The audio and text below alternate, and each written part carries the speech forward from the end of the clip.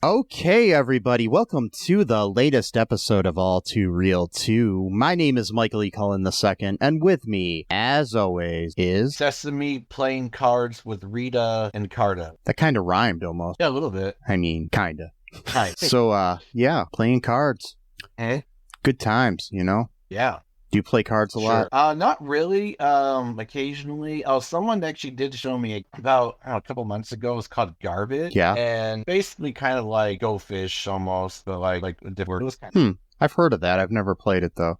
Yeah. When I was a kid, my family always used to play Michigan Rummy. I don't know how to play that or anything, but there's like a board that you play on, and I don't know. It was all set up. Like my mom made a bunch of boards for it, like that you could roll up, like on fabric, and you just unroll them, and okay. You can play the game. And I don't know why it's called Michigan Rummy or anything. Yeah, just like, wait, what? I don't know. I just know my family always used to play it, and we used to play for like pennies, and I used to win a lot. So when I did play, so yeah. I'm pretty sure that the adults were just letting me win, though, when I was a kid, so.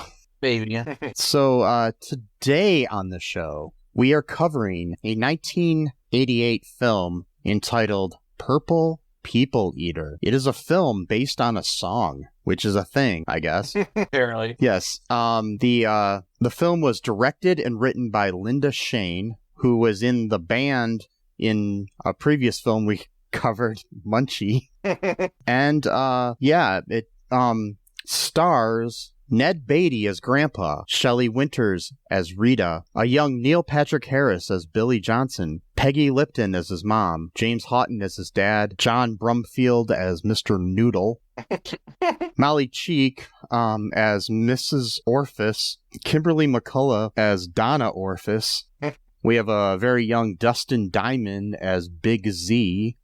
Shonda Whipple as Allison. Sheb Wooley plays Harvey Kidders. Sheb Wooley was the writer and original performer of the song Purple People Eater. A very, very young Thora Birch as Molly Johnson. We had a cameo by Chubby Checker and Little Richard as the mayor. Yeah, Chubby Checker, who I've met, by the way. But yeah. So yeah, he used to play the Lucas County Fair a lot in Ohio. And when I was a kid, I used to vend the concerts that they had there, and I got to meet Chubby Checker once. So, yeah, he was a lot cooler than I also got to meet Lee Greenwood once, too. So, God. Mr. God Bless America Bibles and shit, you know. Yeah. Yeah. Yeah. That was before he sold his soul to the devil. Well, I don't know. He probably did back then because he was like, you know, that was like a big Reagan song too. So it's like, yeah, just depends on what devil you're talking about here. Yeah. I'm just saying, there's the reality TV star devil, and then there's the actor devil. So, you know. That reminded me really quick. So there was a band in the 80s called Suicidal Tendencies. Yeah. Kind of like a punk metal kind of band. And they had a song from their first album originally called I Shot Reagan. Oh, wow. They had to change it to I Shot the Devil, but it was still the same lyrics. And so was it written before the attempted assassination on him? I don't think it was. Well, it might have been before because yeah. When was the assassination? Was that like 84 or something when the guy tried to assassinate Reagan like that? I don't remember. Okay, well maybe my times line up. I thought the album came out in like 82, so it could have been a couple of years before it actually happened. Yeah, the Reagan assassination attempt was 81. So yeah. Okay, so I guess it was after that. Yeah, because this was like, they wrote it. This was shortly after he took office. Like, it was on March 30th of 81. He would have taken office in January of that year. But he was only president for like 2 months. Oh wow. Yeah. When wow. when somebody thought, hey, you know, the way I can woo Jodie Foster is by killing the president. Well, that was his cover story. Maybe that was just what Dane. Yeah. Well, he did write tons of letters to Jodie Foster and was obsessed with her. So, which is part of his cover story. He had to do stuff like that. Just yeah. That's kind of fucked up though, because she's in a movie where a dude is obsessed with her character, and then like a really like mentally unsound guy is obsessed with her character. And then in reality, a mentally unsound guy is obsessed with actress that played this. Kind of a weird, that must have been a kind of fucked up early phase of her life. Like, yeah. You know, like, because at that point she was only like what, like late teens. When Well, was Silence of the Lambs about? 80s or she was she was at least, I think she was an adult by this point. So okay, yeah, still when Taxi. yeah, because Taxi Driver came out in the 70s. So yeah. Oh, okay, I got you. Yeah, Right. but yeah, I'm pretty sure she was an adult at this point. But yeah, that's crazy. Anyways, back to the movie. Yeah, no, we got sidetracked. We got sidetracked. So, yes, according to the Internet Movie Database, the synopsis of this film is a kid plays the old novelty song Purple People Eater, and the creature actually appears. The two then proceed to help an elderly couple who are being evicted by their greedy landlord. They're not a couple. No, that's incorrect right there already. Yeah, so they're friends. And yeah, yep. and not that it matters. I mean, they could be a couple, but in reality, Shelley Winters is like at least 15 years older than Ned Beatty. So, normally, normally in the standards, women are usually younger than the man that they're dating. So, yeah. Yeah, but in that phase of life, it doesn't really matter. No, it doesn't. Yeah. Like 75 and 60 matter, you know? Yeah, exactly. Yeah, it's kind of like that. Yeah, it's interesting too because Shelley Winters played Roseanne's grandmother on the TV show Roseanne, and Ned Beatty played Dan's dad on that show. So that's kind of So, what are your initial thoughts here of Purple People Eater? I don't know, man. It was kind of cool, but it was a little bit weird, and I don't know. It was very very late 80s film, like a lot of that going on. Could have been a little bit longer maybe, or the pacing could have been better, but it's a problem in a lot of I think so too. It was a $3 million movie, so yeah. I'm trying to find the box office for it, but I don't know how much it made. I don't think it did too well at the box office. Because I honestly, like in 88 I would have been like 11 when this came out. Yeah. And this would be like probably something right up my alley at that time, but I don't even remember this movie. Yeah, I remember vaguely it being like on like in the background, but like we were never really watching it. Because I remember like the weird like musical notes coming out of its whatever it is. It's horn. Yeah. Yeah, horn. I remember that kind of stuff. I don't remember anything else like Dustin Diamond. Yeah. Yeah, it's interesting to see a young Neil Patrick Harris. I think this was just prior to Doogie. I was gonna say because in Doogie he looks a little bit older than here, like by like a year maybe 5 or a year or something like that. But yeah, here he's just like a full on kid. Like I didn't even recognize until you mentioned. And I think this was just prior to Saved by the Bell as well. So because both of those shows came out in '89, but it may have been Miss Bliss time for Dustin Diamond. So yeah. Oh, because the original. What's fucked up though? This means then that this movie is probably what launched their career. Yeah, I mean, well, Neil Patrick Harris did have he was in a movie with Whoopi Goldberg prior to this that kind of launched his career. Like in he was in this movie called Clara's Heart, which was like his big break, starring Whoopi Goldberg, based on a novel of the same name. So that kind of was what put him on the map. So yeah, but yeah, this was probably his first big like leading role, though. Yeah, man. I never thought I'd see a movie with Dustin Diamond and Neil Patrick Harris in it, though. So kind of weird. That's like they're like friends. So they're in like together. A really cool band. Only had and they're playing hotels now. Anyway, so which I'm not even sure how. Like, it will get to that. So yeah. So what goes on in this film here? So Billy, he's our main character, played by NPH or Neil Patrick Harris. About it, or if you want to be nasty, you want to be nasty, yeah. So he's got this weird problem where he just randomly like rescues animals, and they just like decides that they're the pet now, and the mom like okay with it, like just allow it. Oh well, you gotta stop doing this. It's like, or make him stop, like not accept animals. And the mother was played by Peggy Lipton, who is Rashida Jones' mom. Right. So yeah, she's sadly passed away. But yeah. It's weird. This whole movie is just full of people who are either really famous themselves or are like related to really famous people. Yeah, it's like because like Peggy Lipton and like her and then what's his name? Oh my God, I just had his name and I blanked on it now. Oh, give me a hint. The guy that wrote the the Sanford and Son theme song. Jones, Quincy Jones. There we go. Oh, Quincy Jones okay. is Rashida's dad. So yeah.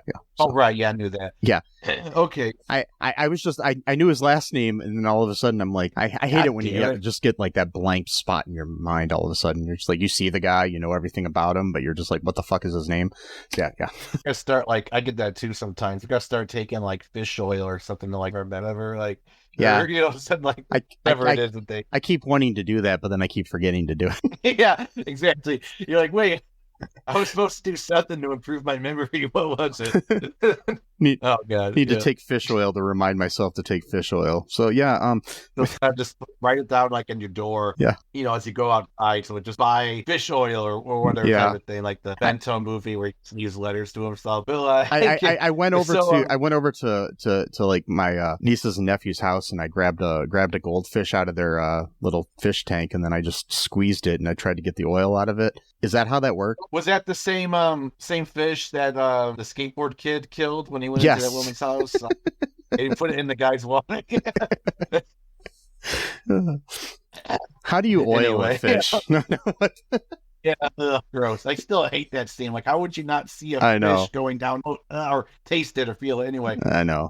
Another review we did, Skateboard Kid. All right, Rita. Something like that. And so basically Billy, he's got this problem where like sort of mental issue where he just collects animals and like makes them their pets. Like he's got a really annoying goose. I don't know what you call it. Not duck does. Whatever. Making it really annoying sound. It's Geeson. It's Geeson. Is that what it I don't. It's probably honking. I don't know. That's like, is there really a language, Geeson? Like that's how they communicate with each other. What language do you speak? Yeah, I speak geese. I'm very. Did you say Greek? No, I said geese. Wait. I'm very fluent. And okay, sir, this is a Wendy's. You know, like the joke. We don't have any burgers, so I bought the Rosetta Stone to teach myself geese. They have a new program. You gotta buy you gotta buy the extra. It's like the $10. It's like we add to like the millions that you'll never have. You're like Matt or Sesame where you get bored with one, try another one. Now you have like birds of like whatever. And then so. Can you ask can you ask how to go to the bathroom in all these languages? Only in like one. I already forgot what it is though. I know in Turkish it's banyo, and I think Spanish no, so it's similar. I don't know. Yeah. And then so anyway, so he's got goose, he's got a dog. Gave the goose to his mom, gift, I guess, Umbri's. And then so like he basically like likes animals more than that's kind of like setting up. And this next door and he's a dreamer. He's a dreamer. He's not the only one. I hope someday that you'll join us and the world will live as one. That's what he was thinking when he was jumping on a trip. Oh yeah, that's the other thing too. So like the beginning of the movie is like all the kids are jumping on trampolines for some reason. That was the weirdest opening credits I've ever seen in a movie. What that was even like? Was that even a thing that schools did? It was like, okay, it's the last day of school for summer. Let's get on the trampolines. Like it's like I can't decide if that. Or the what was that movie with the girl where she's just tying her shoes at the beginning of the movie? Oh, that was like 5 minutes long to shoot. Yeah, that was Chick Boxer. Yeah, that was a terrible movie. Chick Boxer on Tubi because Tubi has a lot of great ones. This movie, by the way, folks, if you're looking for it, it's on YouTube for free, and that's the only place I could find it. So some dude who uploads like old movies and stuff. He just has a bunch of There's a lot of channels like that on YouTube if you know how to look. Like I saw one where it's like a bunch of old Lifetime movies, like 100 of them. I'm like, oh my god, I want to watch. They talk about one of those sometimes. Yes, some of those movies were insane. Like there was this one I still remember from like when I was a kid where, because like my dad used to kind of joke, say these are like the man-hating channel. And I was like, really? That can't be right. But then like I ended up seeing this movie that was like so like over the top. Like so basically like the husband is like super like abusive and like but like in weird ways. So like every time his children would like disobey him, he would literally make them build their own coffins, like just like bit by bit. So it's like, okay, now you got to work on this part for a half hour or whatever. And I'm like, holy shit. Like, anyway, sorry, I got sidetracked. Yeah, no problem. Yeah. So, yeah, basically, so what goes on here in this? Then after that, we've got, so we've got this kid with a bunch of animals. Yep. And, he, basically his dad and mom are going out of town, and his older sister is going somewhere too, out of town. And so they decide that they need his grandpa to watch him. Okay, here's my thing. I know this is a really weird nitpick here. They make him share a room with his younger sister so that the grandpa can stay in her room. Right. But my thing is, if the parents are out of town, isn't their bed free? But not only that, also the older sister's bed is free the older as well. sister shared a bedroom with the little sister. Oh, okay. So, but my thing is why couldn't grandpa stay in the parents' bedroom? It was probably just oversight. They probably because like when my father's gone over to watch the grandkids, he usually just sleeps in my sister's bedroom, so it's just so saying. It's probably an oversight. They were too focused on the really good purple costume creature and all that money. No, so there's like this weird scene though that I can't get over. I don't know if you can help me out with it. So yeah, sure. He's feeding the dog or whatever he's got outside. I don't know, a wolf or a tiger. Who knows what he's got out in his backyard now. And his next door neighbor, it's like this really nosy woman. Yeah. And she says, Billy, it's not healthy to talk animals as if they are real. What does that even mean? Does she think they're imaginary? Like, I just like I like his response to that though. It's just like, they are real.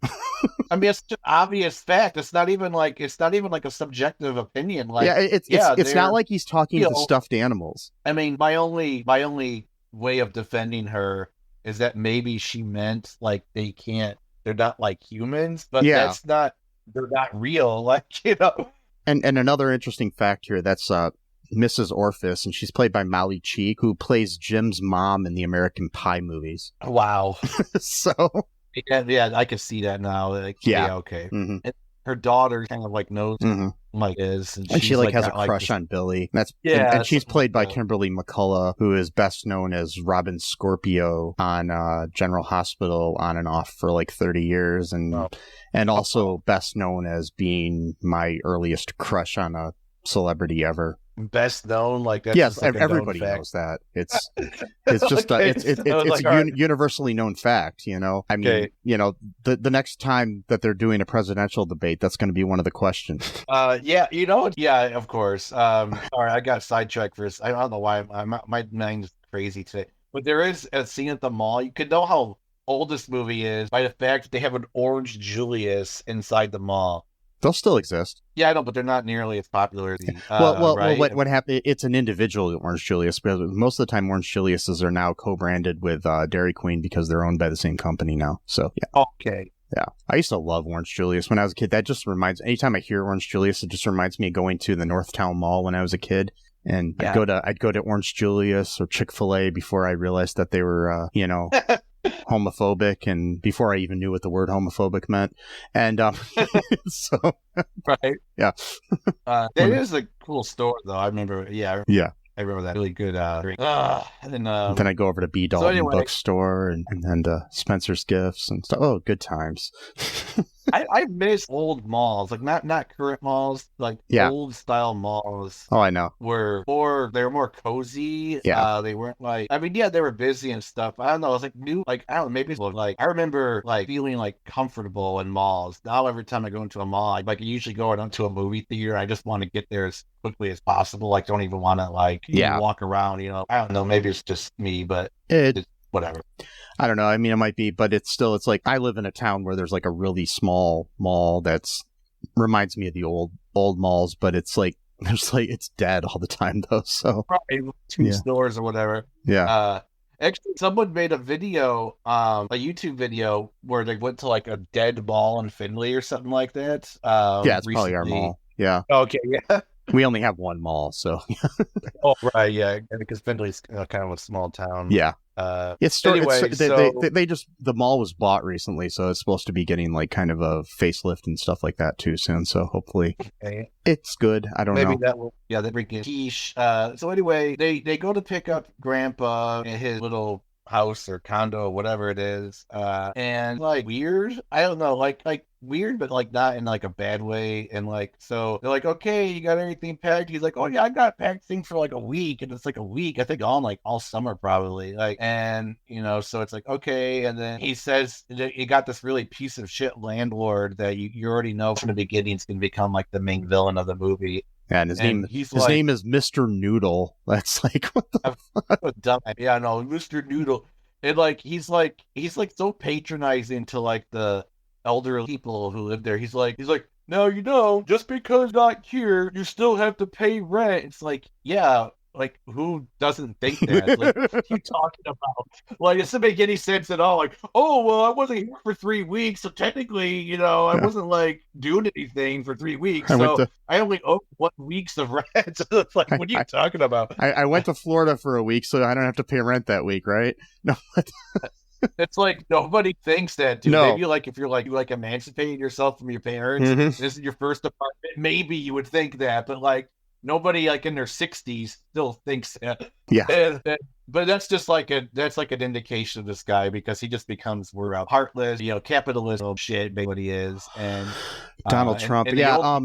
Donald Trump and the old people are like the proletariat. They're just waiting for one more spark to make the revolution, light the fire of the coming revolution. That one little extra bit of humiliation that for some is the straw that broke the camel's back. It's why we need rent caps and stuff like that on housing and better better programs to take care of elderly and underprivileged people in this country and things of that nature. Which think of that this November. That's all I'm saying. Not telling you who to vote for, because I don't know who I'm voting for yet, but I'm just saying. Yeah, vote purple for the purple people leader. Purple just means you're going to vote like half Republican, half Democrat. Wait, I was going to say, I'm like, wait a minute. I'm like, sorry. So I know I've been going. So basically, Billy's outside one night. His grandpa. So if I voted purple, would that mean like if I voted for like Kamala Harris is the president and J.D. Vance is the vice president? I think it works that way. I think you can do that. Not in Ohio, because it's not an open primary or an open. There's no way in hell I would ever do that. Period. But still, I'm just saying. It would be such a contradictory thing to do too. Like, wait, what? I like it though when like open primary states are kind of dangerous if you think about it, because it's kind of cool, but at the same time, it's like. It's not stopping anyone from like voting for the wrong party on purpose just to like fuck things up. You know what I mean? Well, like sabotage. I've registered as a party sometimes just because I don't want somebody to win. Right. It's a whole I voted in a primary like where because I normally don't vote in primaries because I don't want to be registered as anything, but I will freely admit that I've registered like as a Democrat or a Republican in the past because of the two people running. I thought that one of them shouldn't get elected. So I don't know if that's any better. But, I should like start anyway. Well, I'm sorry, I'm getting so off topic here, but so basically Billy, he's outside after hard days of work of painting with his grandfather for some reason, and then listening to his old records that his son had got. One of them, I think, was the Purple People Eater, and what did he play? And for some reason, I guess listening to that song manifested this purple creature. I guess I don't really know how, but okay. Well, that's how music works. Yeah, I wish. I played Hot for Teacher once, and all of a sudden, one of the attractive teachers I had appeared in my living room. I mean, if only. Like I was listening to Jennifer Lopez the other day, and she didn't show up, so I was like, oh, no. It's like, damn it. Then I tried listening to Heart. None of the Heart girls showed up. Christina Aguilera obviously was a no-show. That goes without saying. But none of them showed up. And she's supposed to be a genie in the bottle, and she didn't even show up. So it's like, that's going against her role in this. You just didn't rub her the right way, man. Yeah, that's definitely not a euphemism. So Billy here, exactly. The Purple People Eater comes down, and he's like in a tree, and like Billy's like whistling, and this creature starts playing music through his horn and everything. And okay, here's the thing. Why is it in these movies that nobody seems to react to the fact that there's a fucking alien? No, I know. That's what I said, too. It's like, there was another movie that we watched. I forgot what it was. Munchie's like that, too, to a point. The kid's just like, oh, hey, there's a fucking alien. And it's like, I mean, and like Mac and Me. That's one where they're just like, oh, and what was the other one, too, where they just readily accept? Oh, yeah. The Flight of the Navigator, where like the kid was missing for 8 years and he hasn't aged, and they're just like, Oh yeah, that I believe that. It's like, wait, why do you believe that? Like, Or or like, skateboard kid, where it's just like, oh yeah, I have a talking fucking skateboard. Like what? yeah, like everyone just accepts it. Like even like the kids who are bullies, like they Yeah, wanted to skateboard for themselves. But I'm like, yeah. if I saw a talking skateboard flying around, I would probably like scream and like run the other way. Like I Yeah, wouldn't be like, oh, I want that if thing for myself. Like, I mean, the thing is they were playing up the fact that, but my main thing is, okay, first off, Billy seeing this creature just doesn't care that it's like a type of creature that no one on planet Earth has ever seen before. like yeah, both nothing. Like no creature on Earth, like completely its own thing. I mean, I would react even if it was a creature I have seen before. Like all of a sudden, like if there was a lion. Oh yeah, exactly. In Yeah, the there's tree, a lion that shows up. yeah, Oh, or a I bear, would be. or even like I freak out when I see a fucking possum. I mean, I'm just saying, it's just like, what the hell? Yeah, I know. It's just so it's so weird too, because like yeah, none of these people have any sense of like self-preservation. Like they're just like, oh sure, I'm like, if he doesn't know what this thing is. This thing could be, even if this thing is nice, it could be like poisonous to touch, for the humans. You know what I mean? There's no See, like I think you don't know anything movies about movies like this, and E.T. have ruined people. We need to watch more movies like Independence Day and realize that the aliens are going to come and they're going to be fucking evil. Oh wait, I'm just. Yeah, that they're too nice in these movies. We got to be prejudiced that they're all. But at least the ET though, the kid was freaked out at first. Yeah. It took him a while to get used to it, and that brings me to another point. They didn't. The point is that they didn't even address this point in the entire movie ever. No. Is that ET wants to go home in this movie? He just shows up and he mentions his parents once, but never says anything about them. That he's trying to get back to them, or they're looking at him. He just now lives on Earth, apparently. So like, as an actor, all the time, whenever you're playing a role, you have to have an objective, and something that you're trying to do, like a mission, basically. Like, even if it's like your only mission in a scene is, I'm going into the room to get a soda out of the soda machine. That's your mission. There is no mission for this character at first. It's like, no, and it's like he acquires a mission later on, but that's not why he appeared. Like that's what gets me. Yeah, it's like why? Okay, we know how. So again, there's the how, but then there's the why. So we know the how. The how is for some reason playing that song summoned the creature, which is weird because it didn't summon it when Billy's father was listening to the record through his whole childhood. But now, for some reason, unless we don't know about this, and there's going to be a prequel later all about Billy. Yeah. Yeah, Billy's father confides, like, I had this exact same experience did, but it was a different time. People wouldn't understand like they do now because now I want to see. I later, want to see a sequel of Neil Patrick Harris now. Like just. Yeah, it's pretty cool. Like that would actually be really cool. Like purple is now like a rock. I don't know, whatever. Yeah. And then and so like these music notes come out too of his horn as well to like symbolize that in like own, I guess. Like you couldn't already tell that. So you need musical notes to show up. Oh, that's what Tone Dad watches this movie, know what he's doing. And so Billy does, a few notes here and there, prove that purple or whatever. Then immediately his grandfather just like, he takes him to the mall. And so I'm thinking, because, the movie's called Purple People Eater, right? And so I'm thinking, is this creature going to start eating people? Like, 'cause that would be kind of crazy. And so there's a scene at the mall, and that's the reason why I brought up Orange Julius, because there was an Orange Julius in the back they were at, and they were, I don't know, doing something. And then Billy's grandfather just up and disappears like within a millisecond. And I'm like, holy shit, did Purple just eat his granddad? Grandfather?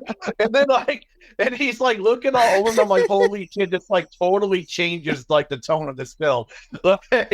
This G or PG rated movie just all of a sudden takes a turn. Well, because you see him like walk out of the shot in like a millisecond, like he's there and then he's gone type of thing. And so like I'm like, okay, what the fuck's happening? But then he's upstairs and he's like, Billy, come on. It's just like, why couldn't you grab your grandson's hand and then like motioned him to like walk in the same direction as you? You just go and just leave him.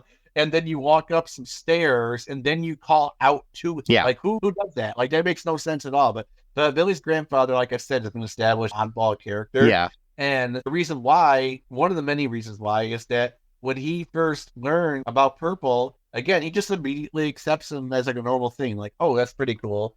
And like he knows he can play music, so then he gets the idea, oh, I can exploit my grandson and his new friend to play in a band so that I can raise money, I guess, to pay off the landlord. I'm like, I don't know. So it's like, so now you're doing child labor and I guess alien labor as well. See, I don't know if that was his intention or if he was just hoping to, find something for his. He said you should start a band because I think his concern was that Billy was just kind of a dreamer who was like spending too much time inside by himself and taking care of the animals and not hanging out with like real people. Right. But because God forbid someone become like a veterinarian when they grow up or like an animal sanctuary. Like God forbid, God damn you for liking animals and spending time with them. This might be your lifelong dream and talent, but you're doing something that I don't think is normal. So yeah, get cracking or whatever. I so stupid. I do have a question here though.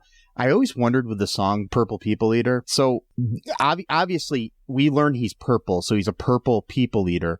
But when I heard the song, when I first heard it, I was not sure if that it meant he ate purple people. Yeah, that was always an issue. Yeah, I always think I thought too that they were. So I was never worried about him eating me because I'm not purple. But now he's the one who's purple. So now you're like, well, maybe he'll try to eat. I mean, maybe there was a like post-credit scene we didn't see where he just turns and he like eats the whole town. Exactly. He just like gets super aggressive and angry and. I mean, he eats the landlord first, obviously. No, he put him for last, actually. Yeah. And then so he could eat all the carnage that caused by his... He eats Mayor Little Richard first, and then...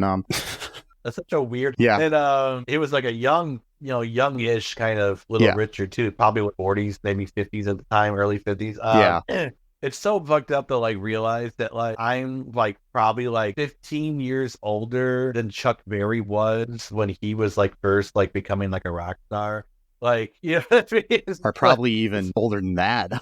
He might have been like in his early 20s, at the time. And I don't know. It's just like, and he looked, but that's the thing. So some of the people think purple, Billy had, but like Chuck Berry, or do you mean Chubby Checker? Well, no, I know Chuck Berry wasn't in the movie. I was just using it as him as an example. Gotcha. Yeah. Yeah, I knew. Have done Chubby Checker because he was also a camp. No, but like, so like some of the people think that he's just like a kid in a costume, but other people just like realize he's like, so I don't really know what causes one to like realize he's an alien. The other people would think he's just wearing a costume. Yeah, it's like, I don't understand it, but I mean, at first I think that Grandpa thought he was just a kid in a costume, but I'm thinking eventually he realized, wait, he's not a kid in a costume, he's an alien. I mean, at some point, if he never takes it off ever, I mean, come on. Like, he's just going to stay in that costume all day long. Come on, no one does that, especially, but he can eat, though, too. It's like, most people can't eat through a costume unless they have, I'm totally convinced that the San Diego chicken always looks like that. No, I'm joking. Yeah. Or Big Bird, or the Philly Fanatic, or somebody, like, what the... Or Big Bird, or what I used to call him was giant flying creature, something like that, for a mock-off. That's great. So it's such a weird movie. Yeah, go ahead. Yeah. So what else goes on here? We got basically. I mean, the plot doesn't really have a lot going on per se. They audition people for the band. They find people in the band. The drummer, who is played by Lindsay Price, who later was on How I Met Your Mother, featuring Neil Patrick Harris. So which is interesting. And another person I had a crush on a lot is when she was younger. So, and I was younger. Not younger, just making sure I'm not a pedophile. So. What the hell? I know. I just realized how that sounded after I said it. So I was like, wait a minute. Just want to make it clear that she's almost a year older than me. So. In reality. Yeah, you gotta make that clear now because everybody's like just waiting to like call someone that. So it was age appropriate for me to have a crush on her at certain times. So I'm just saying when I had the crush on her. So you're all good. You're all good. I think everyone stands. Same thing with Kimberly McCullough, who I mentioned earlier. She's like a year younger than me. So it was age appropriate to have a crush. Right. The whole thing, it's like so basically what ends up happening is we find out that like this lady Rita, who lives there, played by Shelley Winters, the brilliant Shelley Winters, by the way, one of the greatest actresses of all time. She's like kind of like basically given up because she can't afford all the price hikes in her rent and stuff. And she's basically just wanting to die, in her home before she gets evicted. Like she's like starving herself essentially. I mean, this movie is very kind of relevant to a lot of things going on in the world, like still, sadly. No, they have like a very progressive message, which is weird to throw that into this kind of movie because it's like so bizarre. This movie that came out at the end of the Reagan administration, beginning of the Bush senior administration. Bush what? Yeah, around there, So it's kind of weird. Oh God, can you imagine though living in that era when Republicans control the presidency for 12 straight years? like I lived through it. I lived through it. I was just saying, that's a lot. Like 12 years. Obama had 8. Yeah, I lived through it and had a Reagan picture hanging up in my bedroom. Right. Oh God. I had a Jimmy Carter one. Not really. Just kidding. No, I literally had a Reagan. There were these bags. I still have them. These bags that were given out at this like some presidential rally or something that my parents and I probably went to when I was a kid, and I framed one of them and had it hanging up in my room. Had a picture of Reagan on it and said Reagan Bush on it. Yeah. Oh my God. Awesome. I still have those though because I think they're probably worth money, so I'm keeping them. Oh yeah, probably. Yeah. So anywho, we've got this, this Mr. Noodle basically noodling his way into the lives of these old people and fucking them over. And so they introduce Rita to Purple to try to make her feel better because that's that's what I'm thinking. I'm like, you know what? When I'm feeling bad, if I'm just going to tell you this right now, Sesame. If I'm ever really really sick and old and stuff, and you somehow have a big purple alien as a friend, don't bring him over to make me feel better. I'll just send him over without any preparing you for what's about to happen. Like they did for like a second, like, okay, just calm down, it's gonna be okay. And then they go immediately sit there, and I'm like, you're gonna give this poor lady a heart attack, I know. Dude. Like, that's what I'm like. She's not feeling well. Let's just introduce her to a creature that we've never seen before. That was literally after she got back home from the hospital. So it's like you already knew that she had a close call, and you're just like, yeah, let's just no, I think was it before or after? I don't remember. I think it was before because she ended up because it was Purple was there when she got rushed to the hospital. So yeah, no, it was before, but yeah. And then they decide to so they leave him with her, and he's like, oh, we're gonna go for a really long walk, and then he's like, oh, Purple can stay. He doesn't really like to go on walks, and it's like, so you just let this random creature just be alone. I mean, with this old... the scene almost played out like when you're trying to set somebody up with your mom or something, Yeah, it's like it's like I'm gonna leave Mr. Purple here, and hey, you guys, get to know each other and see what happens. No, I'm just joking. I know. Maybe you'll have little purple babies. Yeah, exactly. Well, we never even established yet if Purple is even like a sexual being, like what gender Purple is. Yeah. Do they spawn? He has parents, but they just like spawn like out of eggs. I mean, and we're just assuming it's a he too, because we don't know. So yeah. Never. Yeah, they just assumed it was. We didn't see his purple male. Junk to know. So wait. The kids will. So, yeah, that's joking. It's not like the Ninja Turtles, holiday special where where we just randomly see a penis. But he's riding the bike behind a child. So anyways, back to this movie. So basically, we get she goes to the hospital at some point when she finds out she's going to be evicted, and they're all going to be evicted on Labor Day. And what a great everybody in the place, because Mr. Noodle decides he wants to turn the place into condos and shit. And this is after they uplifted all the old people by having a party with the young people and getting them all to be happy and shit. And all that jazz. No. Yeah. And so then we end up having an idea where they're gonna do a benefit concert sort of thing to save the seniors, and then So Mr. Noodle finds out about this, and he's just like, oh, so pissed and everything. So then he at one point kidnaps Purple, ties him up, and throws him on top of a pool table or something. That's a felony right or kidnapping of a minor and then also strapping them. So well, we don't know move. how old Purple. So I got the impression he was probably a kid though. So yeah, I don't know. Like you're at the. That's what I was getting from it. You can't tell again with these creatures because like, there's no backstory. There's no canon about who these. We do know that the music is like 25 years behind in his planet because the radio waves don't get up there for 25 years. That's right. There was a weirdly specific point about that. It's like why was that even necessary? Maybe that's the reason why he only responds to that song because later on they're saying, like, I think it was Dustin Diamond or somebody said something about playing or like some other kid or something said something about playing like Motley Crue and stuff like that, and he didn't know that music. So, but he learned it because that's one of his powers. So it doesn't make any sense why they even needed to make that point, other than just trying to make interesting and cool. Trying to explain why we're just listening to like 50s and 60s music here. That's the thing too. Is like this band becomes like super popular local band, and they're playing like weekly gigs at like a fancy hotel. Like what? It's like, you know, all of a sudden they're the Jonas Brothers or something, and I don't understand what's going on. You know, so it's like, but it is like. Yeah, they're bigger than Chapel Ronan or whatever her name is.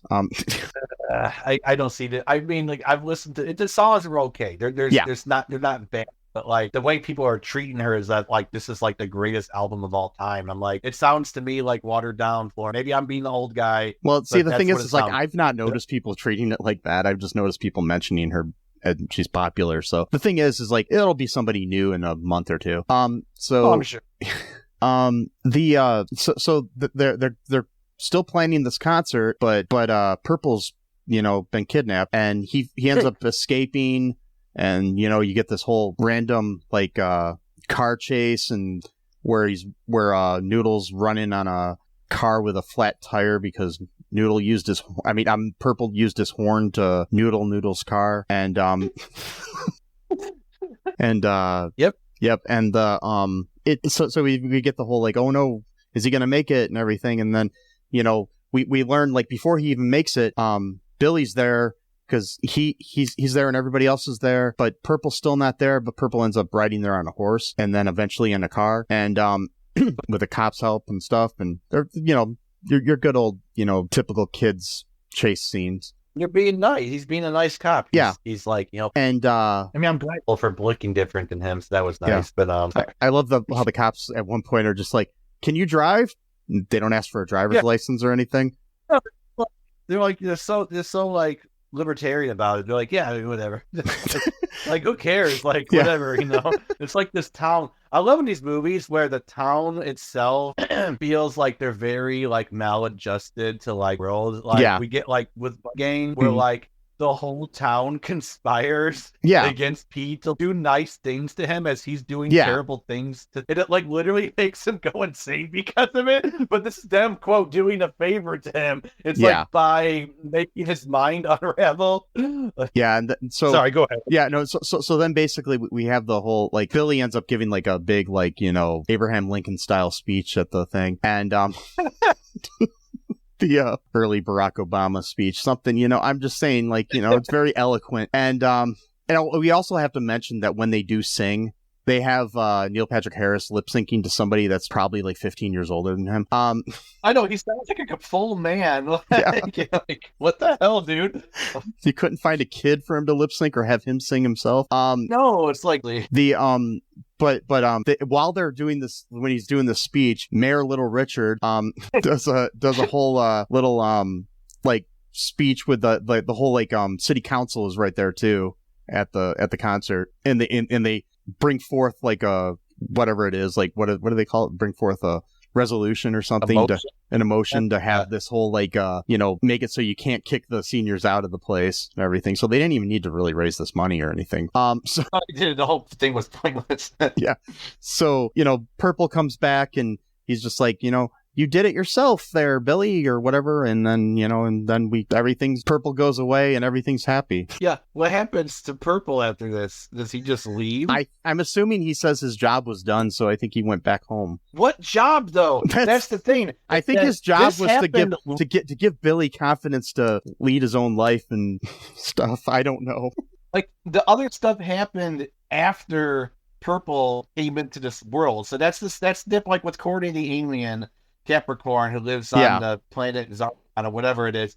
His mission, ostensibly, was to come to Earth and to teach kids about being street smart, like don't talk to strangers, go to get our. And he was terrible at his job because the Earthlings are better than he was. But anybody that's listened to our podcast knows this. Yeah.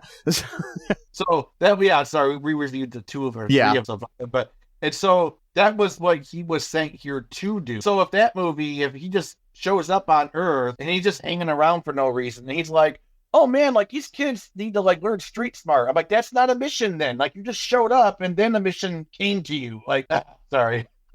Yeah. That bothers me. That bothers me when movies do that, because it's like what is the purpose for why you came here in the first place? Yeah, there's something lacking in the writing here that Linda Shayne did. I mean, no offense to her. If she's listening, you're awesome. Want to be on the show, let us know.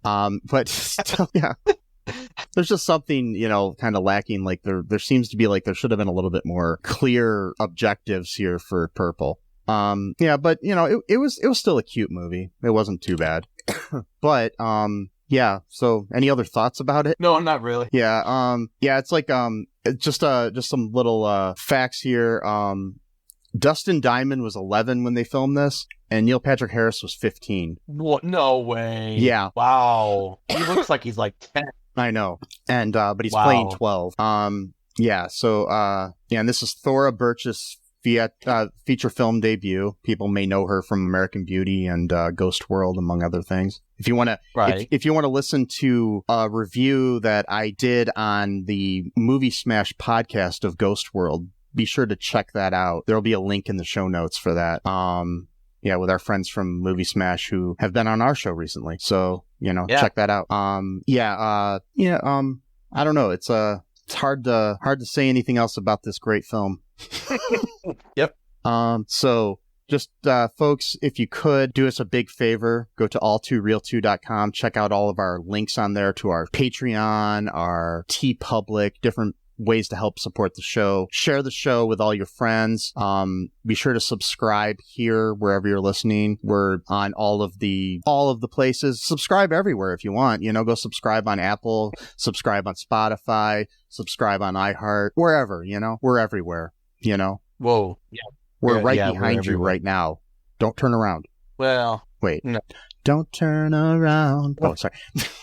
I don't know why, but that reminded me of the time you fucking scared me so bad. I was reading a book or something, and I don't know something, and you walked in, and you put your finger to my head and says, "Don't turn around, or I'm gonna shoot you," or something like that. I was like, "Holy fucking shit!" But I knew it was you for some reason. As soon as I don't know what it was, but like. But then you're worried. Then you're worried. Like, what? Did Mike totally go crazy? He's gonna kill me. Just changed, and it was like I thought it was hilarious. I became friends with you. I became friends with you for years, just so I could one day kill you. Exactly, it's like a really long game, long con. So, but be sure to let people know about our show, or maybe I will kill you. And I'm just joking. No, I won't. I don't want to even joke about that. Do it up. Check out all of our social media and everything. Share the show on social media with your friends. Call up an elderly person who's, kind of sad, and just tell them about the show and have them listen. Maybe it'll cheer them up. But don't just randomly introduce them to a purple alien without kind of telling them beforehand what's going to happen. Tell them about the podcast beforehand too, because it might be the same kind of reaction, I think, if you just introduce it to them randomly. Probably. And just remember, folks, that Purple didn't eat any people. He ate a lot of food though. Yeah, he did eat a lot of food. Sesame loves you. Trans life are human lives. Free Palestine. And until next time, bye-bye.